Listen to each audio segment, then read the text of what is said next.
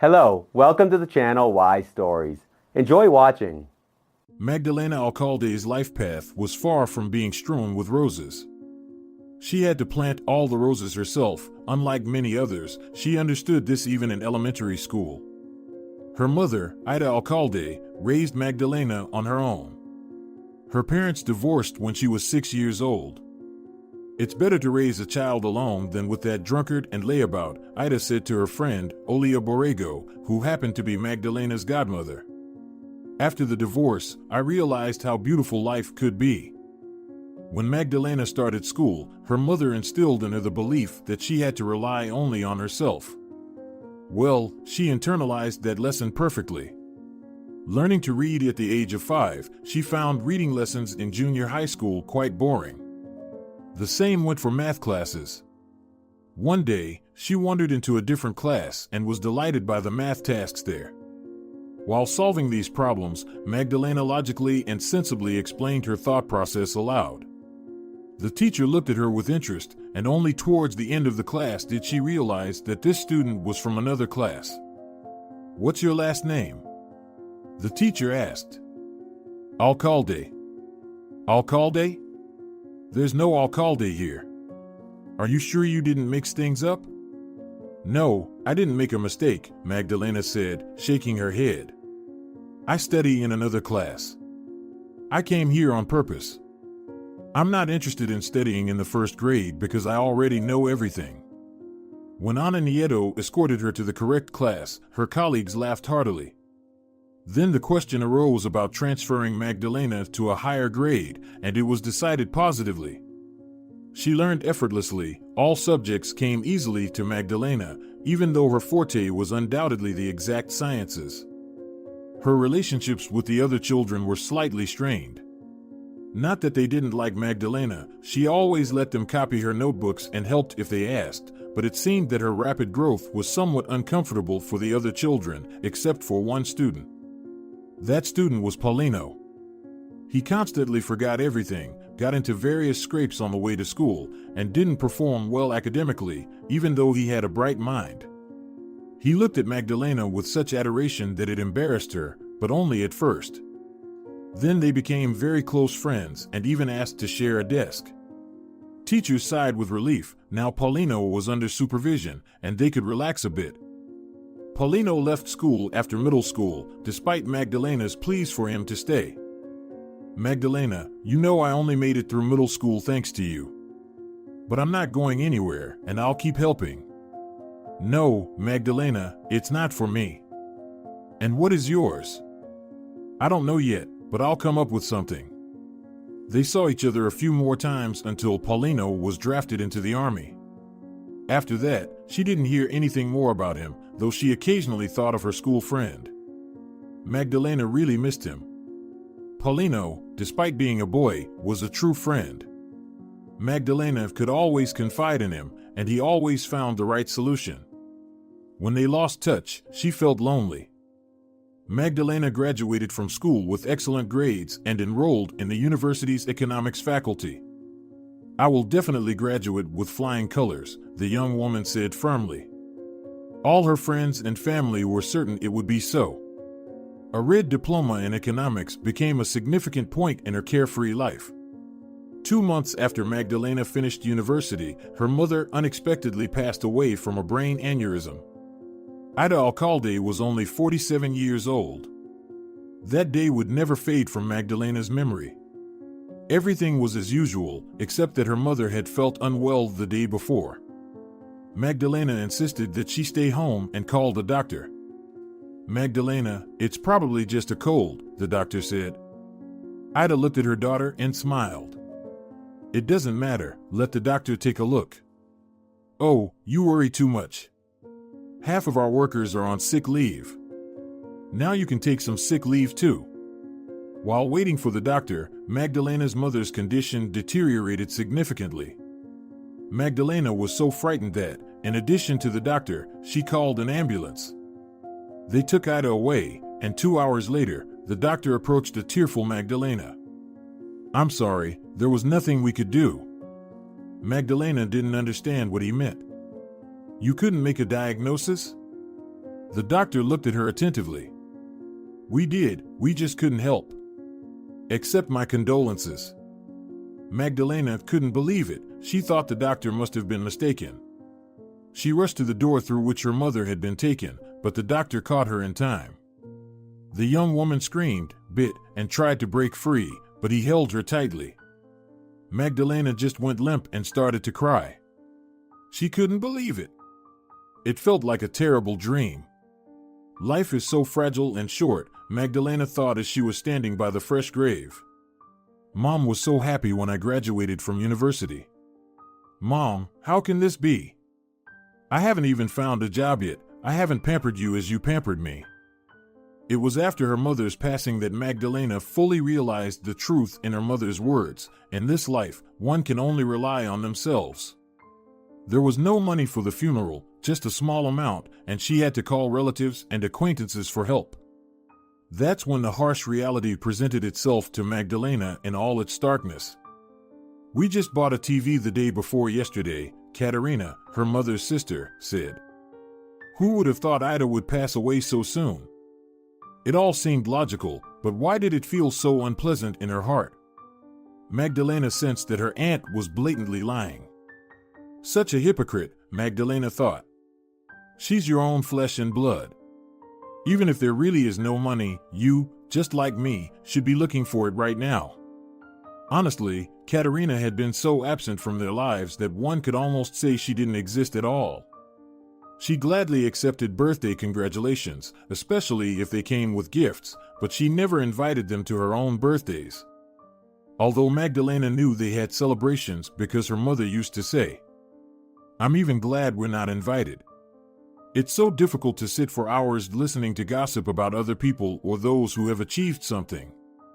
I've never seen so much envy, Magdalena. Magdalena had no reason not to believe her mother, and she wasn't close to her relatives, even though she knew she had a sister there. They communicated once a year. Her cousins were also struggling financially. The only person who helped Magdalena was Olea. I don't have money now, the orphan girl said sadly. I haven't found a job yet, but don't worry.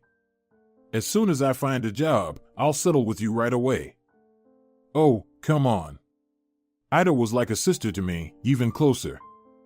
Olea cried just as much as Magdalena did. And Magdalena felt a little relieved knowing that there was someone who shared her grief. She understood that although she was now alone in this world, she wasn't entirely alone, and it had nothing to do with her relatives. That's right, Magdalena thought bitterly. Her own sister brought a few pennies, while a relative stranger practically paid for the funeral. But how can this be? It's a huge amount of money. Magdalena, it's fine. She's almost a sister to me. And you're my goddaughter, so I'm obligated to take care of you. But I'm already an adult, the young woman smiled sadly. Believe me, you'll always be my little girl. Well, since you insist, give me half when you can. Magdalena was now completely alone, without her mother, practically without money, and without a job, except for the occasional support from her godmother Olea, who had her own family and her own responsibilities. A grandchild had recently been born. Magdalena began searching for a job with renewed determination. Just don't lose hope and don't give up, Magdalena mentally told herself. I will have everything a person can dream of. I can achieve so much, and I have plenty of time for it. When Magdalena was going through particularly tough times, she repeated these words like a mantra. A couple of days after the funeral, she saw her mother in a dream. Ida, dressed in a flowing white dress, was standing in the doorway, smiling mysteriously. Mom, you look so beautiful today, exclaimed Magdalena. Yes, her mother nodded, because I am happy that everything will work out for you today. The young woman reached out to her mother, but Ida disappeared. When Magdalena fully woke up, she found herself sitting on her bed.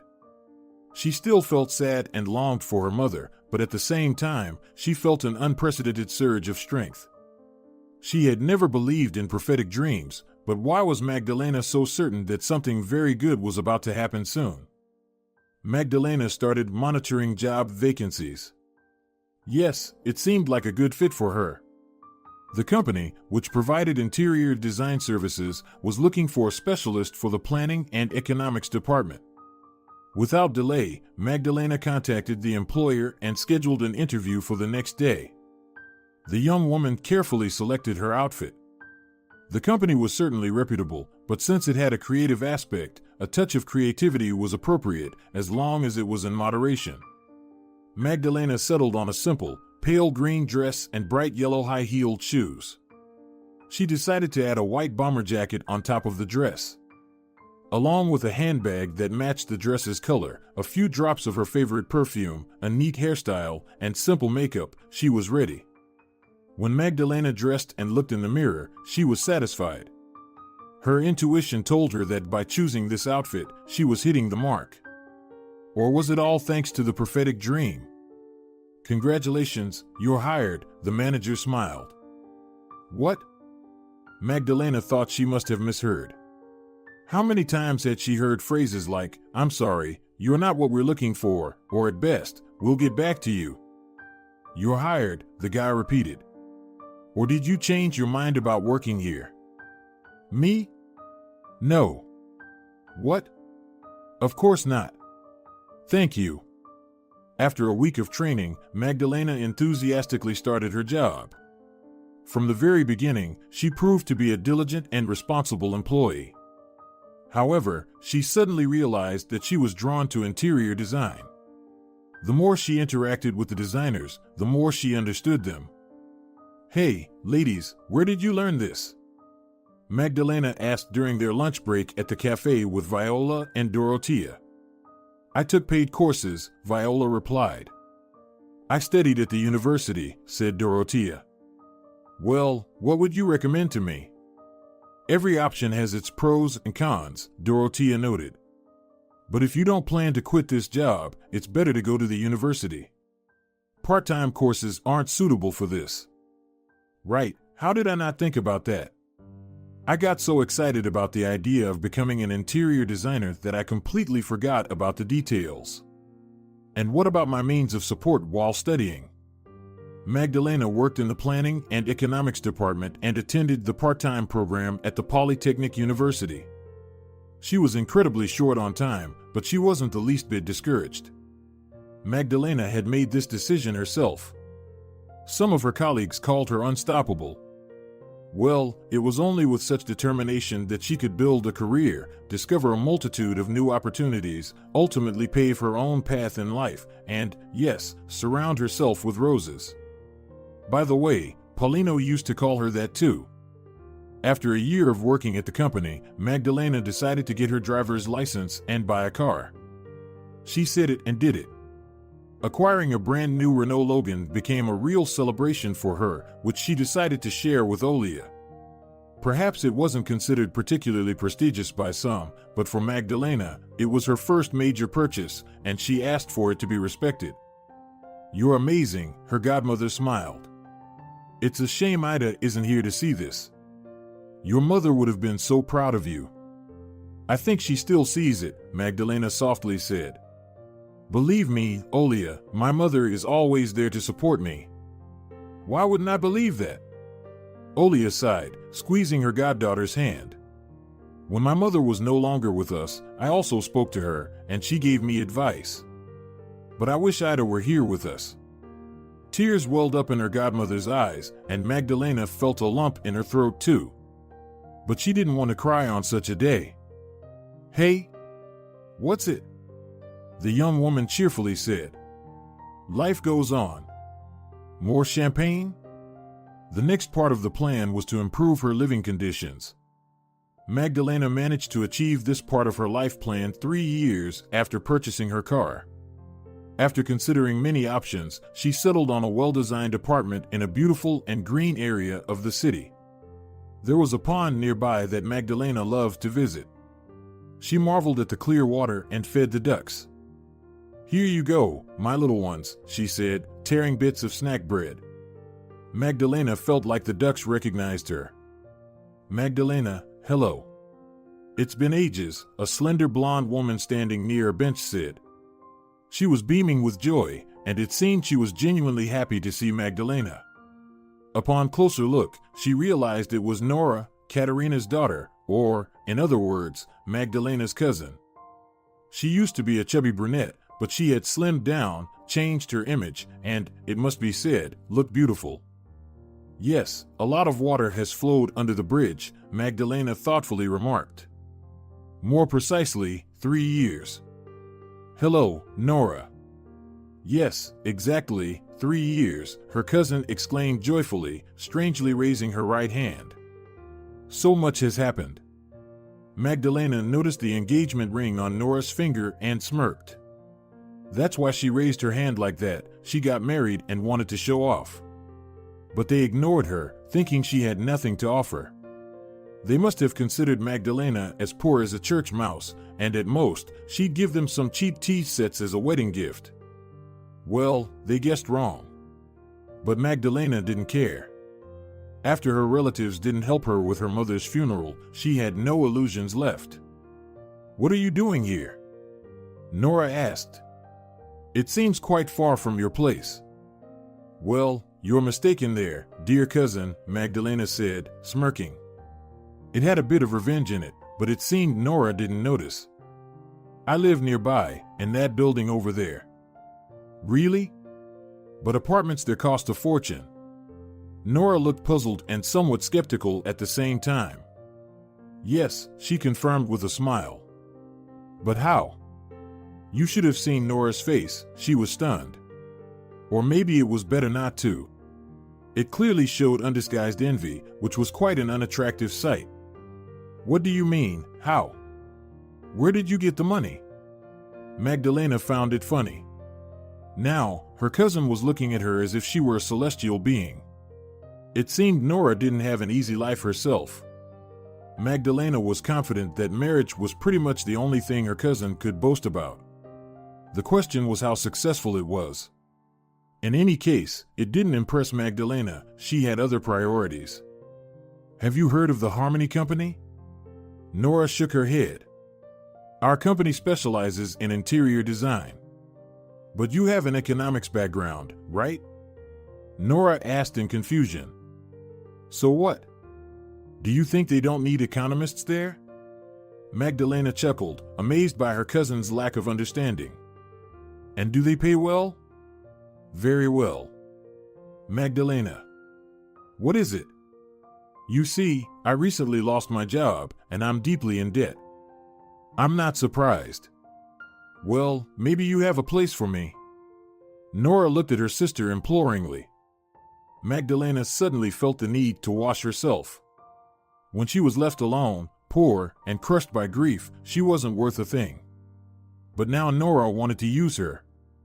But that was all right, she would handle this now. Magdalena, what have you finished?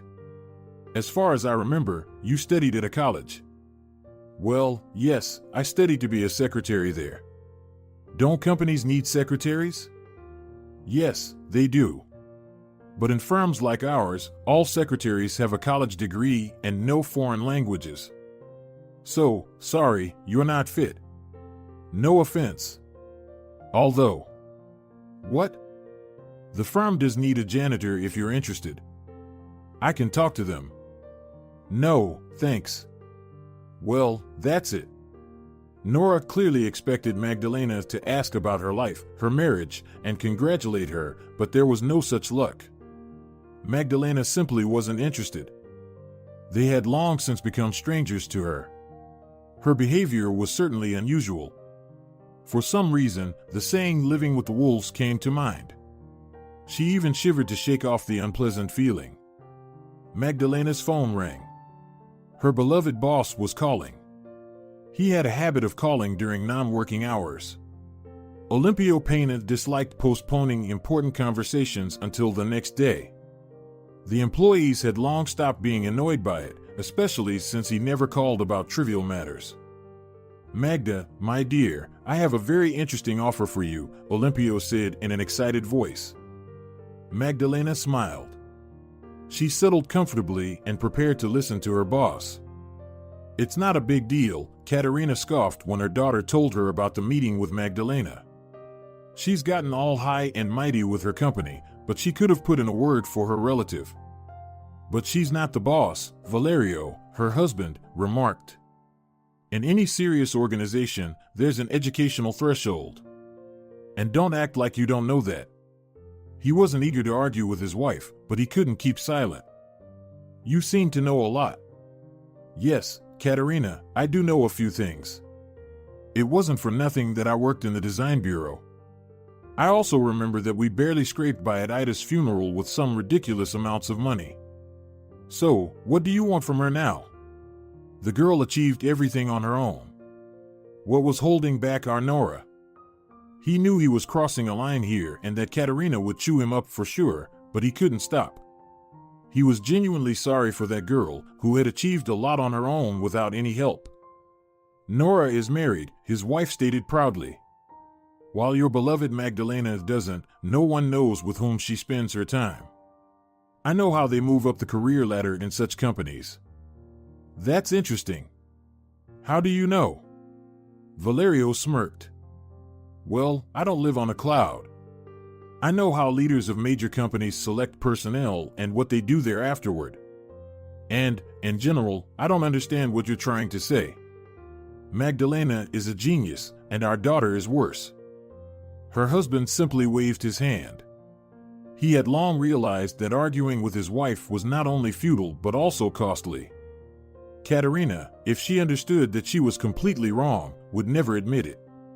She would argue until the end and sincerely believe she knew better than anyone.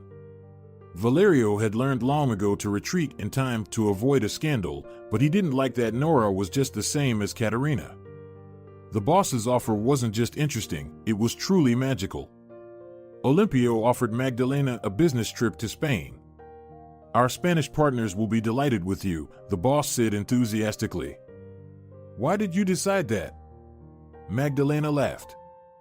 The boss was a passionate man who loved his job and understood it. In truth, Magdalena didn't care why Olimpio had made this decision. She was in a state of euphoria. Her meaningful conversation with her cousin had faded into the background, and she felt wonderful and light. But you look like people in Spain, Olimpio chuckled in response. But personally, I'm sending you to this wonderful country based on your professional qualities. We'll discuss the details tomorrow. Yes, of course. See you tomorrow, Magda. Until tomorrow, Olimpio. Magdalena felt like she wanted to embrace the whole world. She got up from the bench and headed home, unaware of the commotion surrounding her. Slightly cooled down after her conversation with her husband, Katerina remembered a wise proverb, especially useful for consumer-oriented people like herself: don't spit in the well, it may come in handy for a drink. How could this be? They had a relative who was doing very well for herself. And what? Should they have just stood aside? They couldn't help but try to get something out of it. So, she decisively dialed her daughter's number. Nora got married a year ago. Magdalena was right, the mere fact of marriage was her trump card. She had repeatedly tried to find a job in her field but had had no success. All the reputable organizations required secretaries with higher education and knowledge of at least one foreign language. Nora had neither, and she had neither the time nor the inclination to study or improve herself. Why bother when there are other ways? Nora despised studying, having chosen the secretary profession in hopes of getting into a company and catching a boss. But time went by, and the enterprising young lady couldn't secure a job. What romances with bosses could she talk about? Try something simpler, her father said one day. And you can study part-time or take some job-related courses after work. You can see for yourself that you don't meet the job requirements. But Nora didn't want to hear about it. So, you'll continue to sit on our necks, Valerio summed it up. Just say that you want to get rid of me, his daughter snapped. No, we just want you to find your place. You have to start somewhere, and it gets harder to find work with age, Katerina remarked. Nora did eventually get a job, but it was hard to call what she earned an income, only pennies. After some time, Nora got married, not to the organization's boss, though. Her husband worked as a mechanic, and his salary wasn't much to write home about either. The couple didn't have their own place, they rented a room. They couldn't afford an apartment, even a one-room one. And then the organization where Nora worked closed down. God, why wasn't she more fortunate? The final straw was her encounter with her sister in the park. Imagine that Magdalena turned out to have a good life. She probably had an expensive apartment and a car. To each their own, and nothing for others, Nora thought bitterly. Why is Magdalena better than me? By all the laws of nature, things should be going poorly for Magdalena because she's all alone, but it's the opposite. Her gloomy thoughts were interrupted by her mother's call. Nora, I've been thinking you shouldn't have been mad at Magdalena. She probably wished you the best. What do you mean, Mom? I mean, you need to get closer to Magdalena. Just think about it. She clearly has some wealthy friends, and maybe one of them has their own business and needs a secretary. By the way, most private businesses don't focus on qualifications. Build a better relationship with her, gain her trust, and something might work out. Perhaps you're right, Nora said slowly. Mom won't give you bad advice, and your birthday is coming up soon. Magdalena felt both pleased and overwhelmed. Going to Spain was certainly tempting, but this wasn't just a brief business trip, it was a full 3 years. No, living in Spain for 3 years was undoubtedly cool, but Magdalena couldn't just leave her apartment. There were bills to pay, meters, and other responsibilities to consider. These were all minor issues, but it wasn't ideal to leave the apartment vacant for 3 years. She could ask her niece Olea to occasionally come over. However, that would be inconvenient as Olea lived on the other side of the city, and she had her own commitments. Magdalena needed to come up with a plan. Her personal life, while not particularly serious, was also a concern. In short, the interesting job offer brought its own set of problems. You could rent it out, suggested Ariel, who worked in the same department. Not a good idea, objected Viola, a designer. That's a whole mess. People could vandalize the place, and if something breaks, you won't get compensated. There's no legal recourse either. The only thing it might do is give the bailiffs more work. I tried it once. You should make your own decision, though. Every situation is different. That's true, agreed Magdalena. But I can't refuse the trip because of this. That's right, nodded to her colleagues. They envied Magdalena but understood that the lucrative business trip to Spain was well-deserved. Fortunately, there were no intrigues within their team, and all colleagues respected each other. Olympio had always been fair and would ruthlessly fire anyone involved in such activities. Moreover, there were plenty of attractive job offers for everyone if they deserved them. After lunch, Magdalena returned to her office and started to think. What should I do with the apartment? At first, she considered Salvador, but quickly dismissed the idea. They had been together for only 2 months, and according to Magdalena, that wasn't enough to entrust someone with her apartment. Plus, to be honest, Magdalena didn't really love her boyfriend. She was with him just to avoid being alone. Salvador accompanied her to social events, and they slept together, but that was pretty much it. Although, no, that wasn't all. In fact, Salvador had caught her attention solely because he bore some resemblance to Paulino, the friendly and perpetually scruffy Paulino with whom she was so close in school. However, the physical resemblance was where the comparison ended. While Paulino had an enormously kind heart, Salvador was just an ordinary person with a balanced mix of virtues and flaws. Salvador had been there several times, knew every corner, and, most importantly, how everything operated. But Magdalena wouldn't be there for a whole 3 years, and she had no way of knowing who Salvador might eventually bring into her apartment. Perhaps she should ask him, purely professionally, without any personal involvement, about handling her apartment. Why not? That's an idea, thought Magdalena, but she didn't have time to fully consider it. Magdalena, someone wants to visit you, the secretary announced. Who? She asked. She says she's your sister. Let her in, Magdalena replied, puzzled about what her sister might want. Perhaps she was considering a cleaning job. Nora held a cake box in her hands.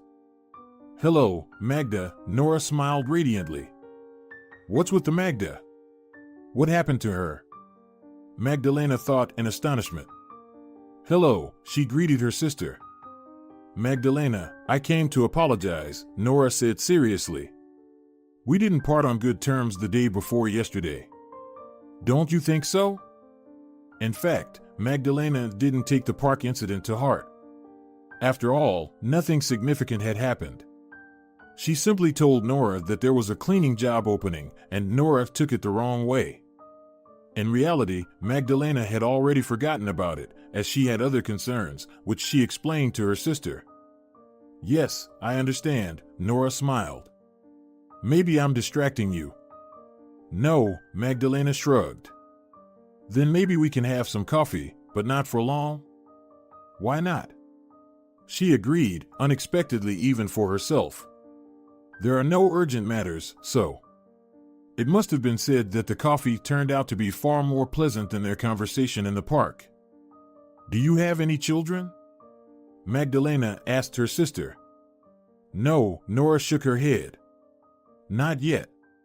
Are you dating someone? I do, but to be honest, it's not that serious. Nora rejoiced. It seemed like it worked. Meanwhile, Magdalena couldn't shake the feeling that her sister wanted something from her. Magdalena had already made it clear that her sister wouldn't be able to get a job with her. So what did Nora want? Eventually, Magdalena concluded that the most she might be asked for was some financial help. Remembering their kindness when their mother passed away, Magdalena frowned. However, she suddenly realized that Nora was not really involved in their affairs. Where would she get the money? Nora hadn't been working then, even though she had graduated from college a year before Ida's death. In general, the sisters had a warm conversation, and Magdalena wasn't as categorical, at least when it came to Nora. Besides, why be estranged from family? Yet she dreaded having to deal with Katerina. But no one was forcing her to do so. Nora called a couple of days later. Magdalena, I want to invite you to my birthday. To be honest, she had already forgotten her cousin's birthday. Well, she could always check it on social media, but Nora saved her from that necessity. Lucky this year, it falls on a Friday. Melesio will be home, so I'd love to introduce you to him. Will you come? Who else will be there? Just family, Mom, Dad, Melesio, Vicente, and Georgia with her husband, Ignacio. Mom and Dad, Magdalena thought, I definitely don't want to meet with them. As far as I remember, Valerio always danced to Katerina's tune, so it's unlikely that anything has changed now. Magdalena, will you come? Yes, why not? After all, Katerina should have been ashamed and let her see that everything was going well for her. Yes, Nora, I'll come. So, Vicente, Georgia, and Ignacio. Who are they? Magdalena frowned and remembered that Vicente was Nora's brother and Georgia and Ignacio were Valerio's nephews. On Friday after work, Magdalena stopped by a jewelry store and bought her sister a cute silver bracelet with garnets surrounded by high-quality faux diamonds, which were indistinguishable from real diamonds to the naked eye. After some thought, she visited a flower shop next to the jewelry store. As she arrived at the shabby dormitory, Magdalena shook her head. She took out her smartphone and checked her messages to confirm she had the correct address.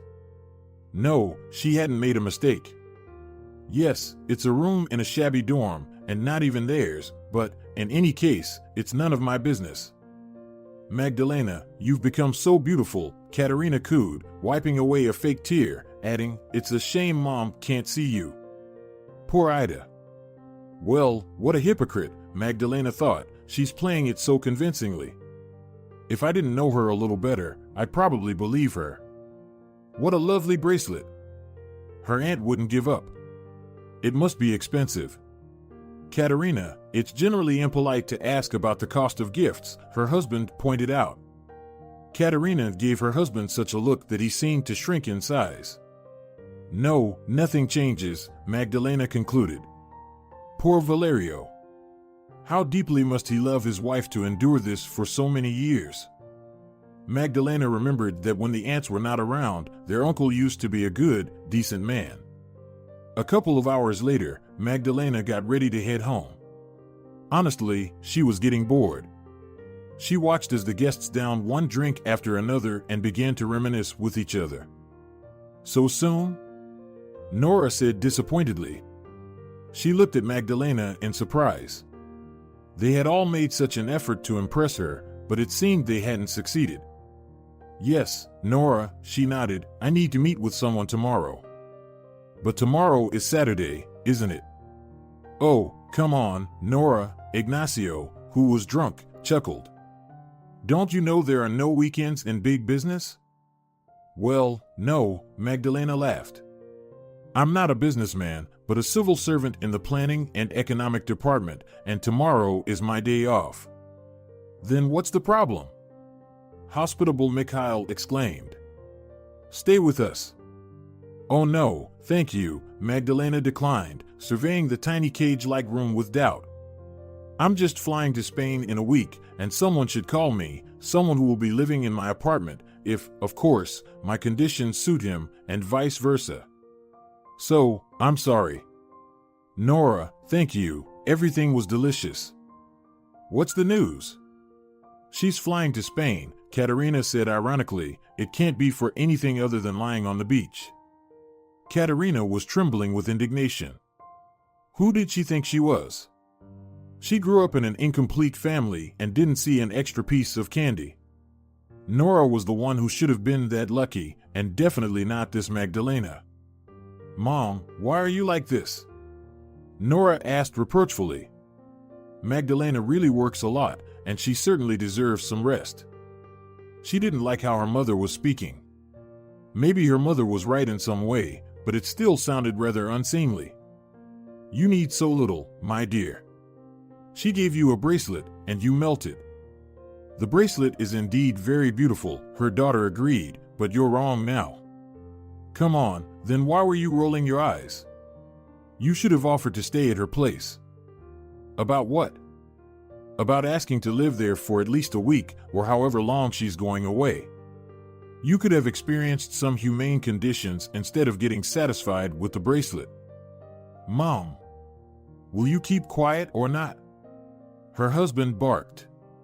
"What's this habit of spoiling everything?" "Well, never mind," Katerina pouted. "I'm just offering some advice." Katerina was sulking. Well, her husband was a complete naive idiot. But what about Nora? Didn't she understand anything? One has to take advantage of everything. The person who was supposed to contact Magdalena didn't call. When she dialed his number, no one answered. Magdalena angrily threw her phone on the couch, and that's when it rang. "Hi, cousin." "Oh, Nora, hi. Did something happen? You sound sad." "And why should I be cheerful? The guy didn't call me back." "Is that really a problem?" Nora chuckled. "I actually have an idea. Maybe Melesio and I can stay at your place." Magdalena tensed up. Here it comes. Well, how could Nora know about her business trip? "You and Melesio?" Magdalena asked bewilderedly. "Yes, don't get me wrong, we're not imposing, but we're not strangers, and we'll take care of things, and the house will be in order. The most important thing is to show us how everything works," her sister laughed. Well, not the worst idea, Magdalena thought after some contemplation. They may be relatives, and in case of anything, it's easier to find them than complete strangers. "Okay," she replied. "I'm leaving on Saturday. I'll be busy this week, but on Friday, we'll meet." "Okay, that's a deal." Nora was clearly excited. The week passed by quickly. Magdalena took an academic leave, settled all her affairs, and refreshed her wardrobe. On Friday, the sisters met at Magdalena's apartment, and she gave Nora instructions. "Do you understand everything? The main thing is not to forget to set the alarm in the apartment, otherwise there will be such a commotion. Well, and the plants. I'll write down how to water them properly." "Yes, ma'am," her cousin playfully saluted. The sister and her husband drove Magdalena to the airport in Melessio's old car. Of course, her own Logan was more comfortable, but Magdalena couldn't help but appreciate Melessio's help. After bidding farewell to her family, Magdalena boarded the plane. She flew with a light heart, and only one thought troubled her: I wonder how they'll accept me in Spain. When Michaelo and Nora arrived at the entrance of the building where Magdalena lived, Vicente, Ignacio, Georgia, and her husband David were already waiting for them there. Welcome, Nora invited them with a broad gesture. Who are you here for? The concierge asked, his eyes widening. What do you mean, who? Nora asked arrogantly. To my place. My husband and I, in case you're not aware, now live in apartment 19. Well, we know about you and your husband, but we didn't receive any instructions about these people, the concierge chuckled. These are our relatives, Nora replied. If you don't let them in, you'll have problems. Should we call Magdalena right now? In that case, I wouldn't envy you. Oh, just go ahead, the man said with a sigh, shaking his head. He thought, I wouldn't envy Magdalena. He had seen quite a few poor relatives of elite building residents before. Wow, Georgia exclaimed in astonishment. Where is she going with all of this? Imagine, Melessio, we'll have all of this to ourselves for 3 years. Can you even think it's happening? Nora nagged at her husband. I wonder if the paintings are authentic, Ignacio mused as he examined a masterpiece. It's very possible, Nora nodded. Our sister doesn't mess around. But let's go to the bathroom, there's probably something to see there. The bathroom was impressively spacious. They could have fit a couple more equally large whirlpool baths in there, which the group was currently admiring. Besides a washing machine and a wicker laundry basket, there was nothing else in the bathroom except, of course, the full-length mirror and a spacious cabinet that barely managed to hold numerous jars and bottles. Let's continue the tour, Nora smiled. Apparently, she already felt like the mistress here. Wow, Vicente whistled upon spotting the coffee maker. Such a machine costs $100 at least. People live in such luxury, David sighed. Magdalena probably has furs and diamonds, Georgia dreamily speculated out loud. They did indeed find furs, and the girls squealed with delight as they tried them on. However, they hadn't found any diamonds. They're probably in the safe or a bank vault, Michaelo suggested. She wouldn't just leave them lying around. Wow, Georgia squealed. Look at this fur coat. I'd die for it. Guys, we should have a housewarming party. That's on me, Nora said, swelling with pride. The banquet, of course, took place, especially since Magdalena's fridge was fully stocked. She loved having all the shelves filled. While Georgia opened and closed drawers, she stumbled upon a bar. Wow! Melessio tried to say it was still Magdalena's stuff, but Nora immediately objected. You're acting like a crazy person. First of all, she won't even remember what was here. And secondly, are you seriously suggesting that in 3 years, we won't be able to buy and replace everything? Nora received enthusiastic support from everyone, and it was decided to set up the dining table in the large room. The music system was turned on immediately to make the atmosphere livelier. Notably, a little mishap occurred. In the midst of all the fun, either David or Vicente swung a wine glass a bit too vigorously to the beat of the music, and wine spilled directly onto the pristine white wallpaper. Melessio clutched his head while Nora waved her hand. We'll wash it off, we have 3 years ahead. Magdalena descended from the plane's gangway. Everything here was different, not necessarily much better than back home, just different. She entered the airport building and immediately spotted a sign with her name on it. A young man and woman were waiting for her. Magdalena smiled and waved. Hello, new life. Initially, there were some language difficulties, although many people in the company where Magdalena worked spoke English fluently. All documents were in Spanish or English. Her Spanish wasn't quite as strong, but her colleagues were happy to help her, and soon Magdalena was up to speed. She lived in a small but very cozy apartment.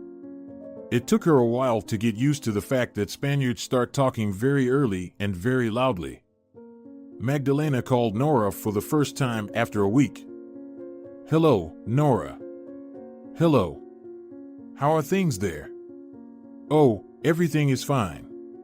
"Are you already worried?" "No, not at all. I just called to tell you how to water the plants."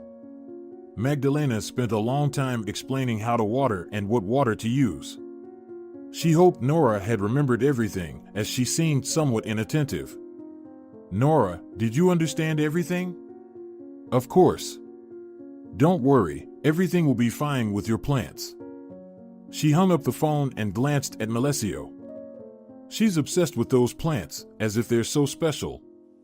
Melesio looked at her and said, "I don't know about the others, but the one that's in the kitchen, the one you pour leftover coffee into, my boss bought a similar one for his wife on her birthday recently, and it costs as much as half of my salary." "Really?" Nora looked at him skeptically. "Exactly." She got up, approached the plant, and examined it from all sides.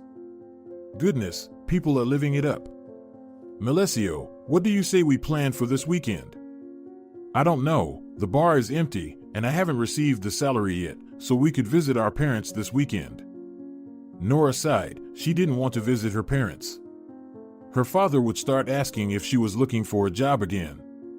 But when could she look for one when she had so much going on? First, Magdalena had a TV with so many channels that it was impossible to tear herself away. Secondly, Magdalena had so many beautiful clothes that she hadn't had a chance to wear all of them. Lastly, she was just lazy. It was much more interesting to stay at home, take a cool bath, and do all sorts of things. Of course, if her mother kept quiet and even supported her, her father would undoubtedly shake his head with reproach. And they had to go because they were completely out of money. In order for her parents to give her money, she had to spend a whole day with them. Nora turned to her husband and immediately spotted the wine stain. "Melesio, why are you like this? You should have covered up this spot a long time ago. It ruins the entire look." Melesio sighed and went to come up with something, knowing that as soon as her parents were mentioned and the idea that Nora would have to do something, her mood would sour. As Nora suspected, her father immediately asked about her job. Nora shrugged. "Well, Dad, we've only been here for a week. We need some time to adjust to everything." He chuckled.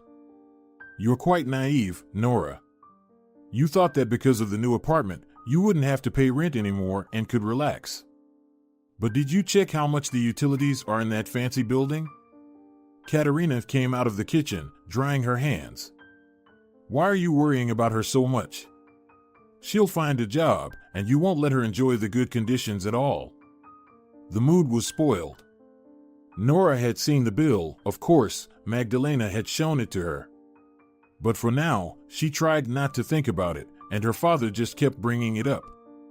After spending a day with her parents and receiving the coveted little gift in her pocket, they were heading back home. Nora dreamed of never having to go to work and of living as beautifully as Magdalena did. However, she still didn't want to work. The concierge was waiting for them. "Good evening.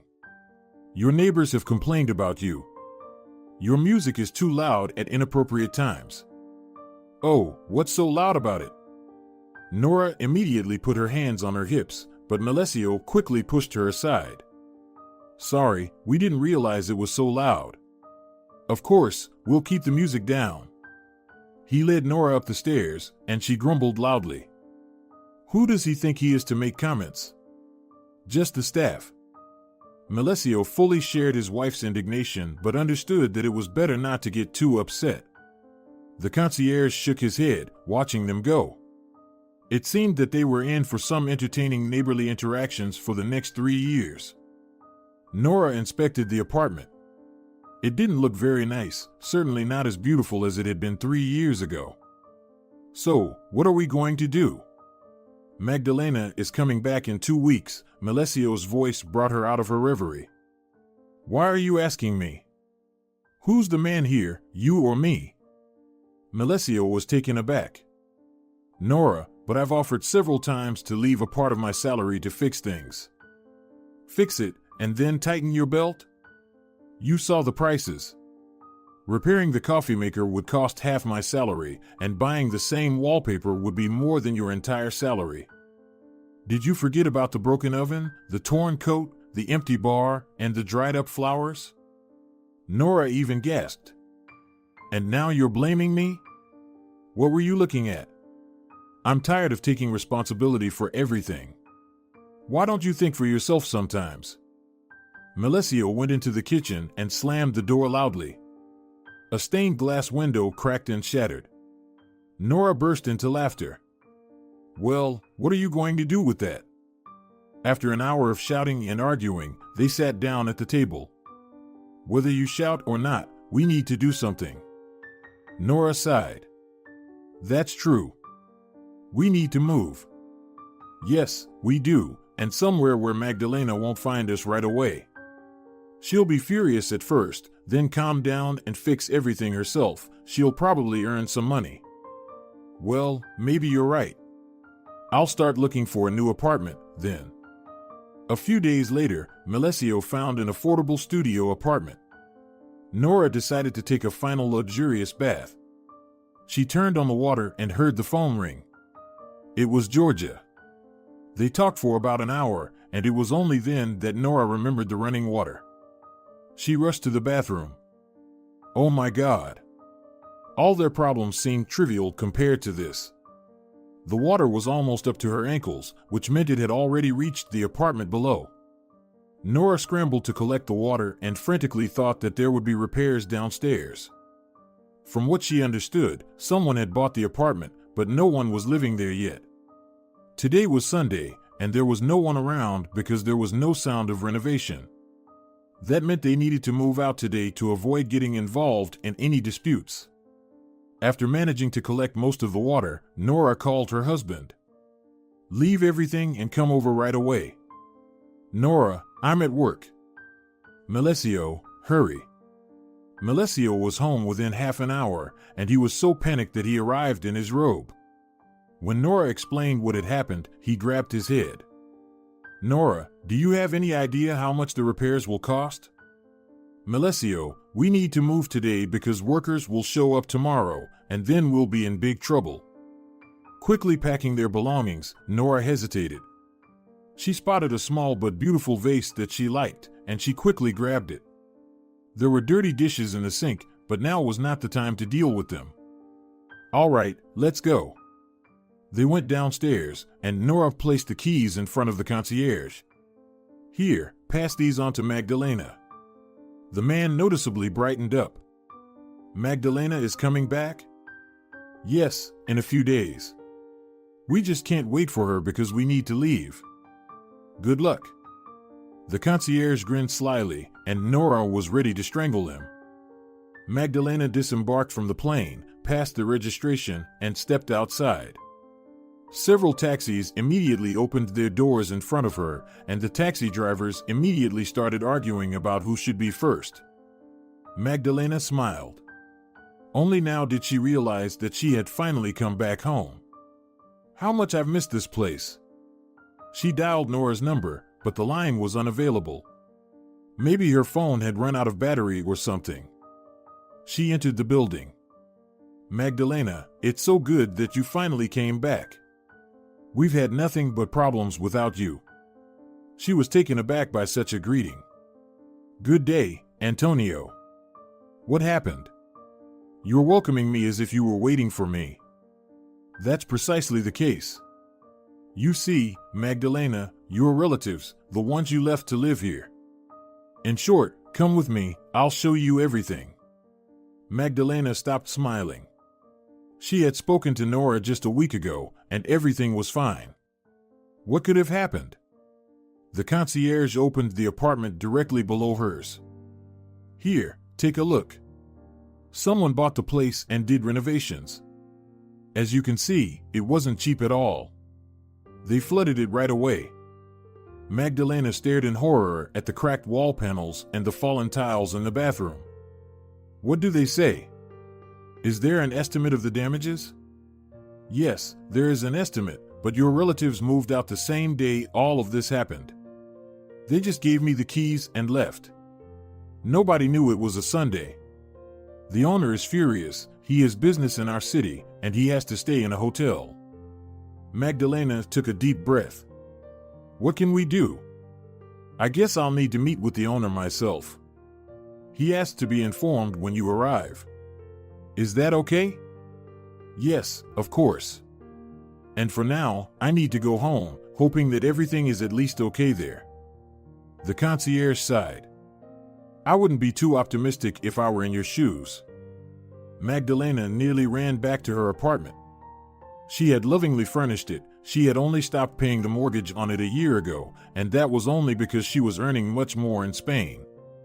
Otherwise, she would have had to pay for a couple more years. The key turned with an unpleasant creak. Magdalena winced. She couldn't stand such sounds. She needed to change the lock. The pungent odor of spoiled food hit her immediately. Magdalena rushed to the kitchen window and flung it wide open. On the table were half-eaten chicken legs that emitted a foul smell. She glanced around in horror. The coffee maker was turned around with wires sticking out. Apparently, someone had attempted to repair it and just left it. The walls were smeared with something greasy, and there was a pile of dirty dishes in the sink. My God, what is this? She quickly found a garbage bag, tossed the chicken legs into it, and put the plate in the sink, from which an equally unpleasant odor emanated. Magdalena slowly walked into the living room. The first thing she noticed was a huge red stain on both walls, almost a meter in size. She sat down on the couch, picked up the phone, called Nora, but she couldn't reach her, then called Katerina. She wasn't answering the phone either. It was all clear. It wasn't clear why they were treating her like this. Magdalena had just started cleaning when the doorbell rang. As she was cleaning, she couldn't help but cry. She felt sorry for her cozy apartment and sorry for herself. The joy of returning somewhere had vanished instantly. It was probably the owner of the apartment below. She opened the door and went to the kitchen, explaining to the man, I understand that I've caused you a lot of trouble. If you have everything calculated, I will, of course, pay for it. Please forgive me. I didn't think it would turn out this way. My apartment is also in a terrible state. Magdalena, is that you? She abruptly stopped and turned around. Memories rushed over her like a snowball. Paulino? It can't be. What are you doing here? Did my relatives flood you? Me? I couldn't have imagined you living here. Are you alone? Or with husbands and kids? I'm alone. What about you? How are you? She hugged Paulino, realizing that as long as Paulino was around, everything would be fine. Normal, just got divorced, left the apartment to my wife, bought this one for myself, and decided to return to my hometown. Paulino, I'm so happy to see you. And I'm thrilled to see you too. Paulino, don't worry, I'll give you everything back. He turned serious, looked around, and fixed his gaze on the wall with the stain. Why would you do that? It wasn't you who flooded me, right? No, I let my sister stay here. This is my apartment. All right, Magdalena, let's drop everything and go to a restaurant. We can clean all of this up later. For now, let's reminisce and talk about everything. A restaurant? Let's go. I just returned from Spain today. Really? I came back from there a week ago. A few people had gathered in the lobby of the building, near the concierge. Poor woman, you can suffer greatly because of such relatives. That man, whose apartment they flooded, is some kind of thug. What are you talking about? He's a businessman. Thugs are in the past. Well, whatever they're called, it's the same thing, deep down. Antonio, why don't you go take a look? He could hurt the woman. The concierge shook his head. Well, I'm not sure. He seemed like a reasonable person to me. Okay, I'll wait a bit and then go check. People heard their voices on the stairs. Hey, are they coming down? Paulino and Magdalena were descending the stairs. They were laughing merrily, which surprised the concierge. He exchanged glances with other tenants and then smiled brightly. "Paulino, is everything all right?" "Absolutely. Thanks, Antonio." They went outside, and the tenants exchanged bewildered glances. Paulino chose a cozy little restaurant near the riverbank.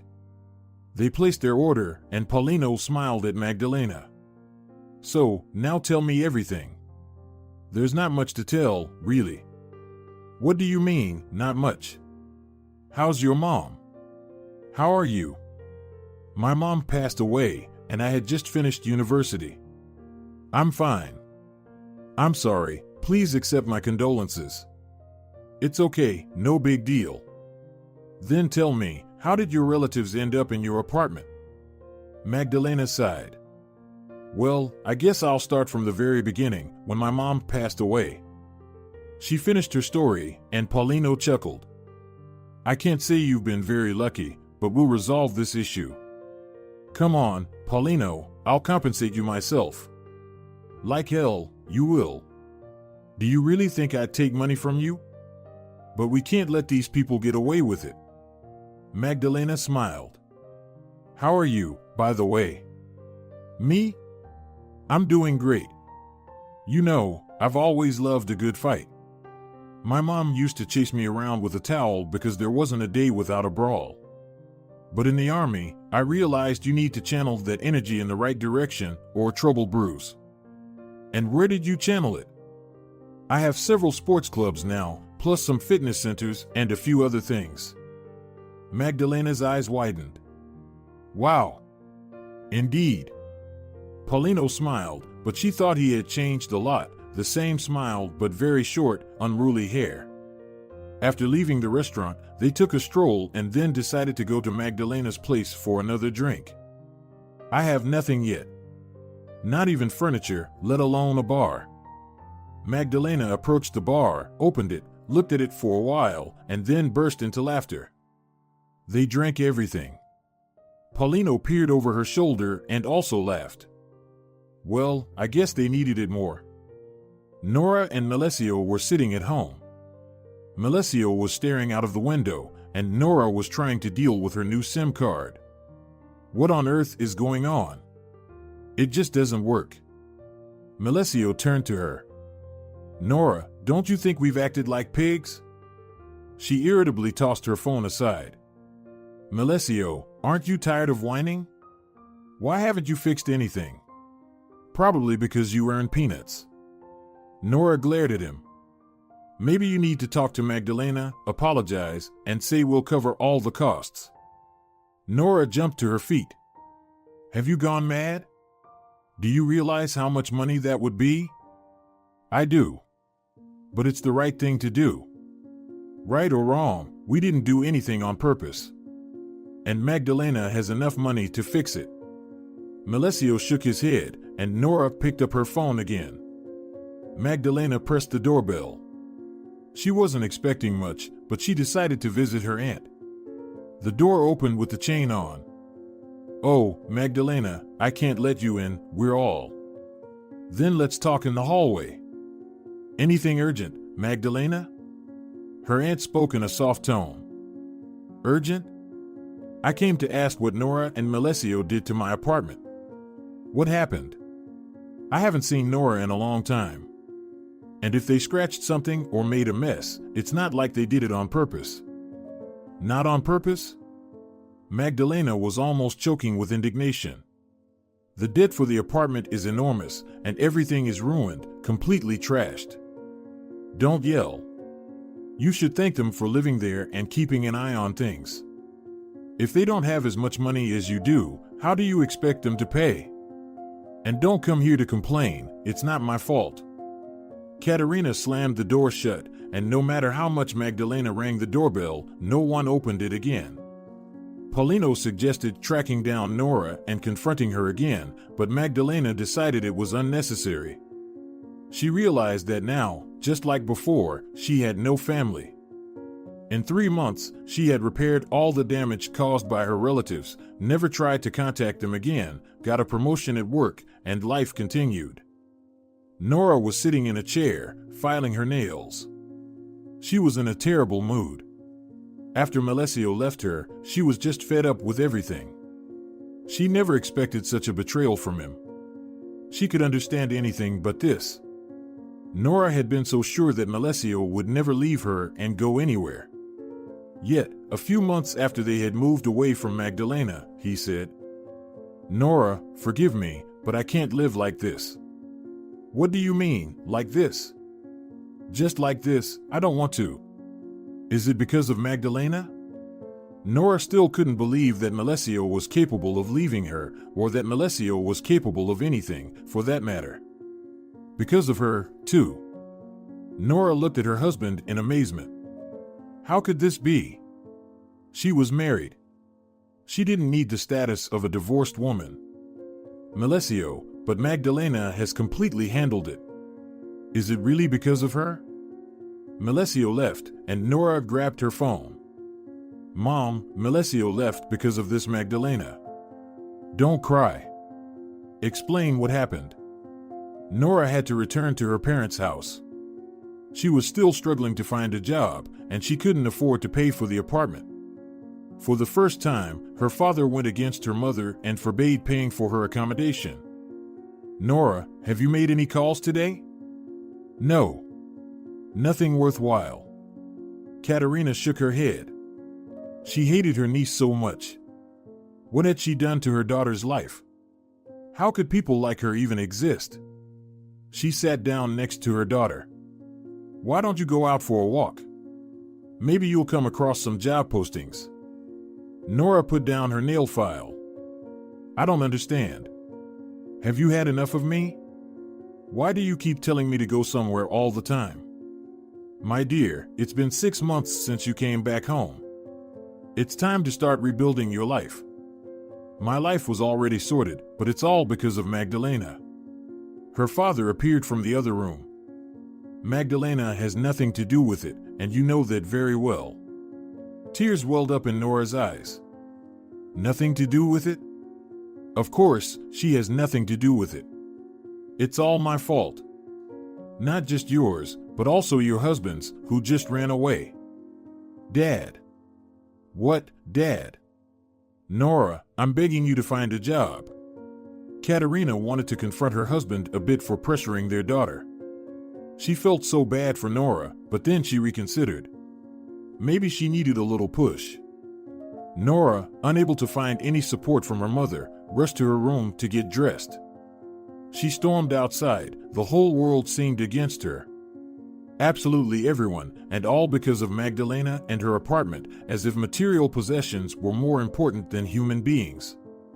She sat on a bench in the park, her thoughts overwhelmingly bleak, with a strong desire to cry. Melesio left her at such a moment. Her phone rang from her pocket. It was Georgia. "Hey, where are you? What are you doing?" "I'm not doing anything, I'm just a slacker." Georgia laughed. "I feel like it's getting over the edge at home again." "Oh, yes. Why are you calling?" "Listen, there's a new club that just opened across the street. You know where the girls slim down? Well, they're currently hiring. Want to give it a try?" Nora frowned. It seemed Georgia was driving her in the same direction too, and it looked like resisting anymore wasn't an option. She sighed. "All right, give me the address." Nora looked at the new building. It was beautiful. She thought to herself that not only women would be coming here to work out, but also men. Wealthy men, of course, could afford such a place. If she could get a job here, perhaps she could finally fulfill her dream of finding a decent husband. Nora proceeded with determination, her main goal being to make a good impression and avoid being assigned to a low position. Magdalena and Paulino arrived at the cemetery. Yesterday, Paulino had proposed to Magdalena, and she had accepted. Yesterday, they had visited Paulino's mother, and today they had come here. Angelina Torres welcomed Magdalena as if she were her own. Magdalena, I only heard about you when I was in school. I was so sorry I didn't get to meet you back then. It's only thanks to you that Paulino became a better person. Magdalena was embarrassed. Oh, come on.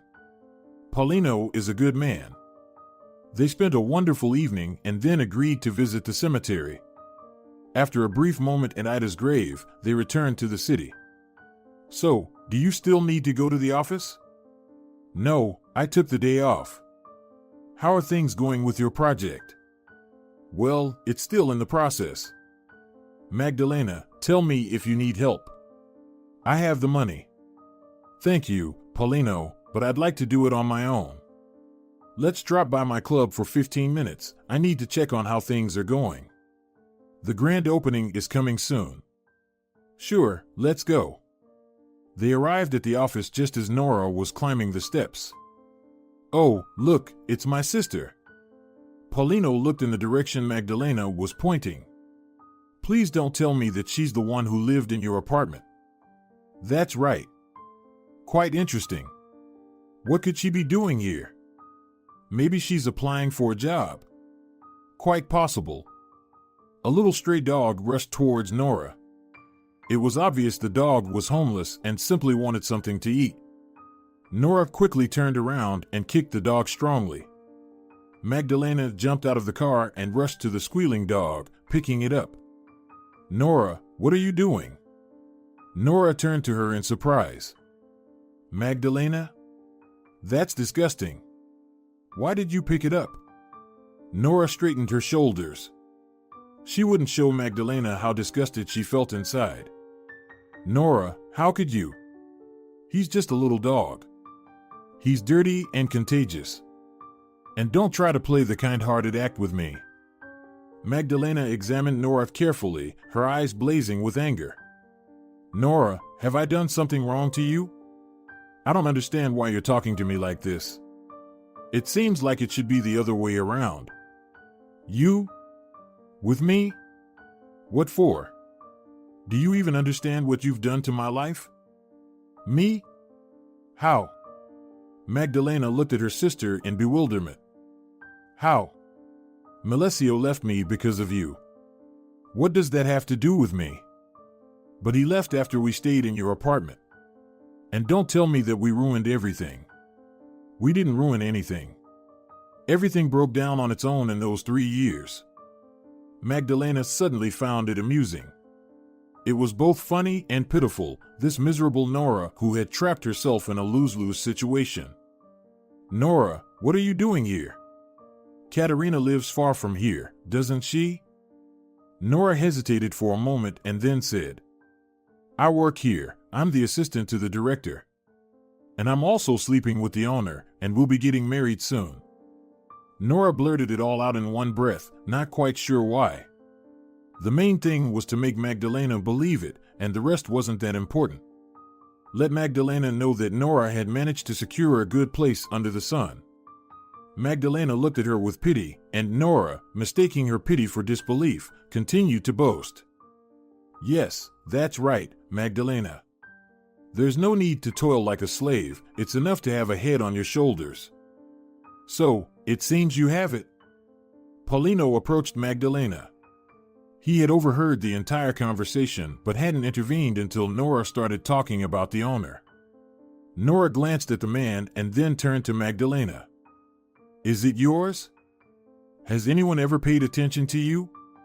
I'm about to get married for the second time, and you've never been married even once. Or are you just dating? Paulino burst into laughter. You know, Nora, I was sure you were as dumb as a brick when you fled, flooding my apartment.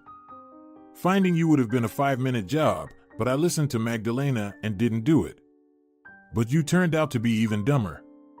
Nora even blushed with indignation. Who do you think you are to talk to me like this? Paulino smirked. Not enough that I'm the owner of the apartment you flooded? Well, I'm also the owner of this club, who you sleep with. THIMOT sure who hired you as an assistant OFTO director, we don't even have that position here. And lastly, I happen to be Magdalena's fiancé. We have a wedding coming up. I don't think Magdalena will choose to invite you. You should have seen Nora's face. She went from red to white and wanted to say something, but then she just turned around and stormed away. Magdalena sighed. I feel sorry for her, she's completely confused. Paulino hugged her shoulders. Stop feeling sorry for those who don't deserve it. Tell me, what are you going to do with that little one? Magdalena looked at the sleeping puppy in her arms and laughed. What am I going to do? Take him home, of course. Paulino just shook his head. Katerina was so angry that she couldn't sit still. Who does she think she is, that wretch? She got a little money, and now what? She thinks she can humiliate people? Nora was crying bitterly on the bed. Valerio, Katerina's husband, noticed. But Nora was the one who started it. Who forced her to lie? What was the poor girl supposed to do? Just stand there and look at the floor? At the very least. Better yet, just apologize. After all, Magdalena didn't ruin her apartment. Valerio, you'd better be quiet. Nora is, in fact, your daughter. So what? Nora is nearly 30, and she's of absolutely no use. Nora immediately burst into crying, and Valerio spat and left the room. Katerina rushed to her daughter. Don't cry. We'll come up with something. What, Mom? Something that will really upset Magdalena. Nora wiped her tears and sat on the bed. Really? Yes, but you need to calm down first. Throughout the evening, Nora and her mother made plans. However, nothing particularly interesting came to mind. They went to bed feeling disappointed, only to return to brainstorming in the morning. Valerio observed this for an entire day. He rarely stood up for his opinion. The most he would usually do was tease Nora or Katerina. But this time, he just couldn't hold back. So, here's the deal. Nora needs to find Magdalena and apologize to her. Only after Magdalena forgives her can she start fresh. Katerina laughed. Look at him, he finally started talking. Maybe he should also offer to pay for the repairs? Absolutely, in installments or some other way. Don't talk nonsense. It's not nonsense. Can't you see that everything revolves around that apartment? Nora is either hiding or can't get a job. Katerina wanted to argue with her husband and give him a piece of her mind, but Nora stopped her. Mom, don't shout. Dad is right, he's right about everything. Nora wiped her tears. What did she have now? Nothing, absolutely nothing. At least she used to have a husband, and now she was all alone, completely dependent on her parents, unable to do anything by herself. What was next? She would continue to live with them, afraid to bump into Magdalena again. They were sisters. Despite whatever happened between Ida and Katerina, they could have been friends if it weren't for Nora. Nora turned to the wall. She hardly slept during the night, and in the morning, she called Magdalena. Magdalena, can you meet with me? Honestly, Magdalena was not just surprised, she was shocked. Why? I need to talk to you. It's very important. Magdalena paused for a moment, then said, All right, let's meet at the park at 6. Paulino was against her going alone. Paulino, stop it. She sounded so. I don't believe her. Well, do you think she's going to attack me or something? No, but who knows? I'll be nearby. Magdalena laughed. Arguing with him would be pointless. Magdalena was sitting on a bench, and the puppy, whom she and Paulino had jointly cleaned and even taken to a pet groomer, was frolicking at her feet. He stubbornly refused to leave Magdalena's side, and Paulino promptly dubbed him Magdalena's tail.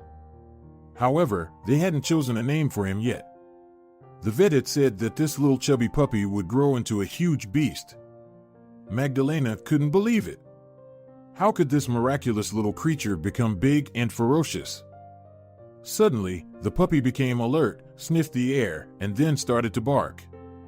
The fur on his back stood on end, and though his barking wasn't quite right, it was a strange mix of yelping and barking. Magdalena immediately knew that Nora was approaching. "Hello, Magdalena." "Hello. What do you want?" "I want to apologize. Apologize for the apartment, for running away, for all the things I said to you, and for being so envious of you in general." Magdalena raised an eyebrow. "Really? That's strange." Nora stared ahead. "It's strange to me too, but I don't want to live like this anymore. I'm tired of it. There's no future in it. I keep waiting for a miracle, but it never comes." Magdalena noticed that Nora was crying. However, if this was all an act, Nora was a very convincing actress. She hadn't shown any acting talent before, so it seemed that she was speaking sincerely. "Magdalena, you don't have to worry. I'll find a job. I'll start looking tomorrow and give you everything back. Not all at once, of course, because I don't have that much in one go, and my parents don't either." "Does your mother know that you came to see me? And more importantly, why did you come?" "She knows, of course." Nora waved her hand. She didn't want to hear what her mother yelled after her again. The woman had screamed so loudly that her spittle flew in all directions. Didn't she approve? "You know everything yourself, don't you?" "Nora, she won't let you become a decent person." "I can handle it." Magdalena handed the young woman a handkerchief. The puppy had calmed down long ago, although it was still sitting on Magdalena's lap, just in case. "And what about Melesio?" "Oh, I don't know. Since he left, I haven't seen him again." "He doesn't call?" Nora shook her head. "Are you waiting for him?" The young woman looked up at her sister. "No, I'm not waiting. Everything is fine." Magdalena felt so sorry for Nora that she even hugged her. "Well, don't worry so much. The most important thing is that you found the strength to apologize, and we'll figure out the rest somehow. Go home, I'll call you." When Nora left, Paulino plopped down next to Magdalena. "So, what's been going on here?" "Paulino, she's so miserable. She apologized and wants to compensate us for the repairs." Paulino looked at Magdalena in surprise. "Are you kidding?" "No, I'm dead serious." "Paulino, let's help her." "Well, if she doesn't escape from Katerina, she'll become the same as her." "Magdalena, you amaze me." "Come on, Paulino." "Okay, I'll stop. I know you too well." The next day, Magdalena called Nora. "Nora, hello. Where are you?" "I'm in the city. I had 2 interviews." "How did it go?" "Not very well so far, but I'll keep calling." "Nora, can you come to the club where we met yesterday?" "Of course, I can." "But why?" "Come over, you'll find out everything on the spot." Magdalena met Nora on the doorstep half an hour later. "Let's go, Paulino is waiting for us."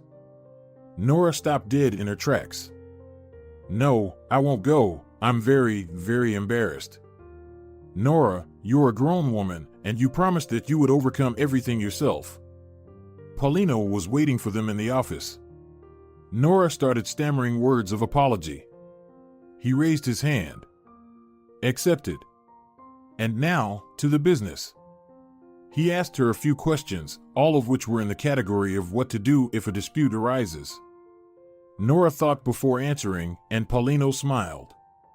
"Well, it's not as bad as I thought. You'll start your internship tomorrow. An administrator from another club will train you. You have a week to learn everything you need." Nora nearly fainted. "You're hiring me? I won't let you down, I promise." Magdalena walked out to see her sister off. "Magdalena, thank you so much." "You're welcome. Just remember, Paulino is very demanding." "All right, I understand." "Nora." "Yes?" "Take the keys to the apartment. I'm not living there anyway, and it'll be convenient for you to get to work." Nora hesitated about the keys, then reached out her hand. "Thank you, Magdalena. I'll make amends for everything I've done." Magdalena laughed. Well, maybe you'll replenish the bar, everything else is in order. A month passed, and Magdalena and Paulino's wedding was approaching. One evening, they took Max for a walk.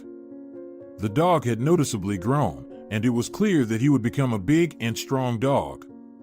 How's Nora doing? Paulino smiled. You know, surprisingly well. All the clients speak highly of her. And she's doing well in every aspect. Really? Magdalena was pleased. For some reason, she believed in Nora's transformation, albeit with difficulty. Really? You seem to be more excited about her success than your own. Now, tell me, what are you planning? Me? Nothing. Magdalena, you know me too well. I see through you. Paulino, you know, I happened to run into Melesio here by chance. Paulino burst out laughing. By chance? Melesio? Well, yes. What's wrong with that? Nothing. I think we should invite both Nora and Melesio to the wedding. I'm sure they'll reconcile. Paulino smiled. He had indeed found himself a wonderful wife, both kind and intelligent. Nora was standing behind the bride, glowing. For the first time in her life, she had bought a dress with her own money, chosen it carefully because she had earned the money herself. Now she realized she looked stunning. This was confirmed by the glances from the men at the wedding. In the crowd, Nora also saw her parents once again, and she marveled at the size of the heart Magdalena had. Nora, you look absolutely beautiful. The woman froze, then slowly turned around. Melesio was standing in front of her. He had broadened his shoulders, trimmed his beard, and looked stunning. Melesio, what are you doing here? I was invited. And then Nora understood it all. Magdalena simply wanted them to make amends and start over. I heard you got a job. Nora smiled. Yes, I not only got a job, but I also decided to pursue distance learning. Being an administrator can't be a lifelong job. Yes, of course, you're right. Silence fell for a couple of minutes. Nora, maybe we. Nora turned to him. Yes, Melesio, maybe. I missed you so much. But you ran away, you left me. Melesio smiled. Nora, I went up north. My profession is in high demand up there, you know. I earned money to settle all the mess we got into. Nora looked at him in disbelief. Are you telling the truth? I am. She rushed into the arms of her ex-husband. Katerina saw everything that was happening and even wanted to join the fray. They didn't need that traitor Melesio in their family, he was good for nothing. But Valerio held her back. Don't even think about it, she's an adult, she'll sort it out herself. Katerina looked at him with surprise. Lately, her husband has been asserting himself more often, allowing some things and offering advice. It was unusual, but Katerina found herself enjoying it. At the very end of the wedding, when the guests were already dispersing, Nora approached the newlyweds. Paulino, Magdalena, thank you for everything, and I apologize once again. Melesio and I are leaving. We're going to the north. Paulino smiled. Now that's a decision worthy of praise. When are you leaving? I need to find a new administrator. Paulino, do you really think I'm that ungrateful? Look for one. As soon as you find someone, we'll leave. They bid farewell to Nora and Melesio, along with Georgia, David, Mom, and Dad, and, of course, Paulino, Magdalena, and Max. Sweetie, maybe you'll change your mind? It's cold there, and there are no parents. Katerina was crying. No, Mom, it's precisely because there are no parents there that I decided to go. What does it mean? Nora hugged her mother. Mom, please don't cry. We'll come to visit. When the train disappeared in the distance, Magdalena handed the keys to Paulino. Well, Paulino? Look how the apartment fixes people. Maybe we shouldn't sell it, perhaps someone else will need help. Paulino laughed. You want to help everyone, don't you? If you don't want to sell it, don't sell it. By the way, I checked, and it's a fully stocked bar. It seems Nora filled it all up. Magdalena smiled and silently wished her sister good luck in her new life. If you're enjoying it as well, leave a like and subscribe.